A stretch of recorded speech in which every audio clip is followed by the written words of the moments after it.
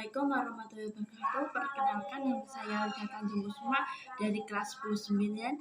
Di sini saya ingin menjelaskan tentang persiapan kemerdekaan Republik Indonesia secara singkat. Secara resmi, persiapan kemerdekaan Indonesia dilakukan Badan Penyidik Usaha Kemerdekaan Indonesia atau disebut BPUPKI dan Panitia Persiapan Kemerdekaan Indonesia atau disebut PPKI. Persiapan kemerdekaan oleh BPUPKI. Perdana Menteri Jepang Jenderal Kuniaki Koizumi pada tanggal 7 September tahun 44 mengumumkan bahwa Indonesia akan dikemerdekan kelak sesudah mencapai kemenangan dalam Perang Asia Timur Raya.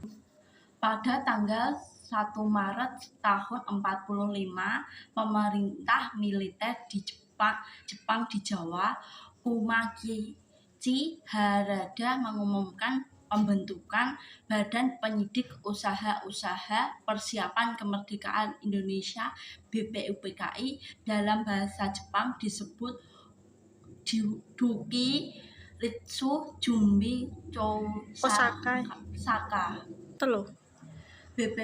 BPUPKI resmi dibentuk pada tanggal 29 April tahun 45, bertepatan dengan ulang tahun Kaisar Jepang. Pada tanggal 28 Mei tahun 45 diadakan upacara pelantikan dan sekaligus upacara pembentukan sidang pertama BPUPKI di Gedung Choisu Sanggi Gedung Pancasila sekarang.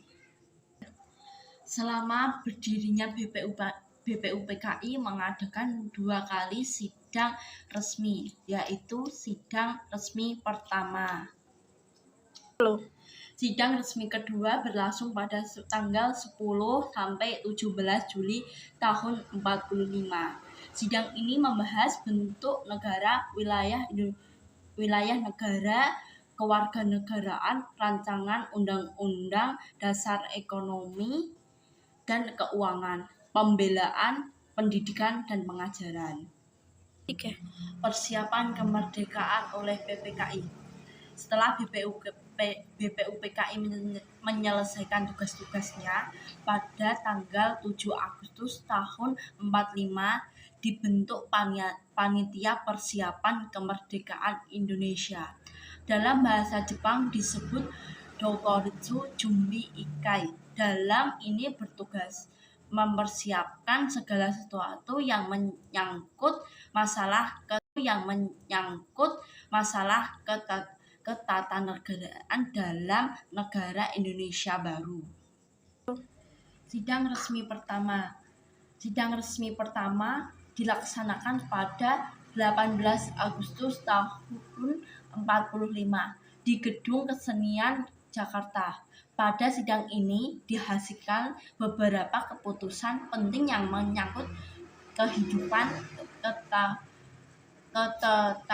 ketatanegaraan serta landasan politik bangsa Indonesia, yaitu 1.